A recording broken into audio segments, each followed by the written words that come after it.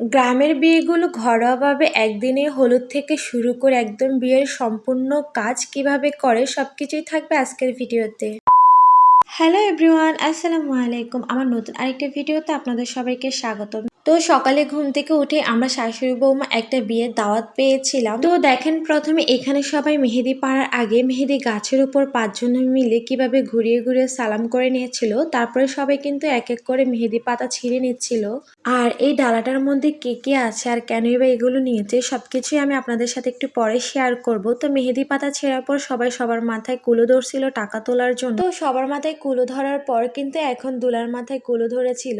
তো ওনার কাছ থেকে সবাই 500 টাকা দাবি করেছিল, পরে উনি কিন্তু 500 টাকাই দিয়েছে। তো এখানে যারা যারা ছিল প্রত্যেকের মাথায় কুলো ধরেই কম বেশি সবার কাছ থেকে টাকা তোলা হয়েছিল। তো এখন সবাই মেহেদি, তারপরে কাঁচা হলুদ, মেথি এগুলো বাটার জন্য চলে আসছে। গ্রামের বিয়েগুলোতেই কিন্তু কুলো ধরা, তারপরে হচ্ছে রং মাখা, কালি মাখা, এগুলোতেই মানুষ অনেক বেশি আনন্দ করে। যদিও এই বিয়েতে কিন্তু কালি মাখা, রং মাখা কোনোটাই হয় নাই, শুধুমাত্র কুলোটা ধরা হয়েছে। আর এই দিক দিয়ে কিন্তু সবগুলো বাটাও হয়ে গেছে। আর ডালাটার মধ্যে ছিল পান, জর্দা, চুন, সরিষার তেল, চিনি। তো এগুলো কেন নেওয়া হয় একটু বলি। গ্রামের বিয়েগুলোতে কিন্তু মুরব্বীরা কম বেশি সবাই থাকে, তো সবাই আসলে কিন্তু একটু মিষ্টি মুখ করতে চায়, তো তার জন্য সবাই একটু চিনি মুখে দেয়। আর যারা পান খায় তারা তো পান খায়, আর যারা খায় না তারা তো খায় না। তো দুলাকে এখন দেখেন হলুদ মেহেদি এগুলো পরিয়ে এখন তেলাই দেওয়ার জন্য নিয়ে আসছে। গোসলের আগে মা চাচিরা মিলে মায়ের আঁচল দিয়ে সরিষার তেল ঢেলে তারপরে একটা পান দিয়ে সারা গায়ে মাখিয়ে তারপরে গোসল করায়। তো ওই দিক দিয়ে দুলা গোসল করে রেডি হতে হতে আমরা সবাই মিলে রেডি হয়ে একদম গাড়িতে বসেছিলাম, দুলার জন্য অপেক্ষা করতেছিলাম। কারণ দুলা যেহেতু গোসল করে বাসা থেকে বের হওয়ার সময় কিছু নিয়ম কানুন আছে, ওগুলা মেনে মায়ের কাছ থেকে বিদায় নিয়ে তারপরেই তো আসবে, তাই না?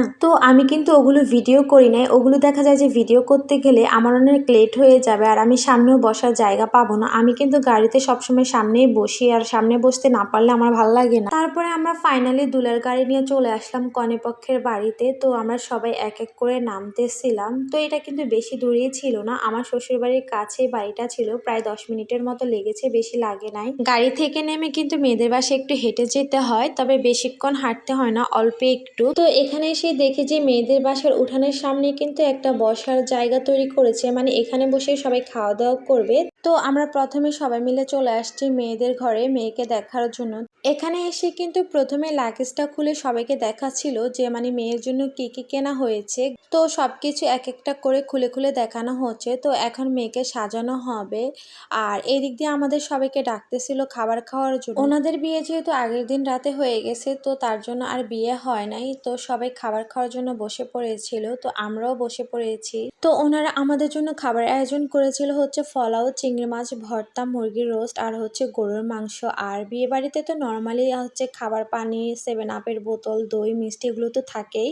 তারপরে আমরা সবাই মিলে খাওয়া দাওয়া করে ওনাদের বাসায় গিয়েছিলাম। আর যেহেতু কারেন্ট ছিল না, এত প্রচুর পরিমাণে গরম ছিল আল্লাহ। পরে ওনারা আমাদেরকে ওনাদের বাড়ির পিছনে একটা জায়গা আছে, তো ওইখানে আসতে বলছিল, এখানে নাকি অনেক বাতাস। তারপরে আমরা সবাই মিলে যখন এখানে আসছি এত পরিমাণে বাতাস ছিল, আমাদের কাছে জায়গাটা এত ভাল লাগছে। আর আমার মেয়ে তো এখানে এসে এত খুশি ছিল বলার বাহিরে। এইখানে বাতাসটা পেয়ে সবাই এত পরিমাণে খুশি ছিল। তো আমরা এখানে অনেকক্ষণ সবাই বসেছিলাম আর সময় কাটাচ্ছিলাম, কারণ ওইখানে গেলে যেহেতু গরম লাগার থেকে এখানে বসে থাকা অনেক ভালো। তো আমার মেয়ে দেখেন এইখানেও এসে একটা বান্ধবী পাতায় ফেলছে। তো এই মেয়েটার সাথে সে অনেকক্ষণ খেলা করছিল। তারপরে আমরা সবাই মিলে চলে আসলাম আবার মেয়েদের বাসায়, কারণ এখন যেহেতু আমাদের যাওয়ার সময় হয়ে গেছে। আর প্রত্যেকটা মেয়ের জীবনে কিন্তু এই বিদায়ের মুহূর্তটা অনেক বেশি কষ্টের, কারণ যেই বাড়িতে মেয়েটা ছোট থেকে বড় হয় একটা সময় দেখা যায় যে এই বাড়িটাই পর হয়ে যায়, আর পরের বাড়িটা অনেক বেশি আপন হয়ে যায়। তো সবার কাছ থেকে বিদায় নিয়ে আমরা মেয়েকে নিয়ে বেরিয়ে পড়েছিলাম আমাদের বাড়ির উদ্দেশ্যে।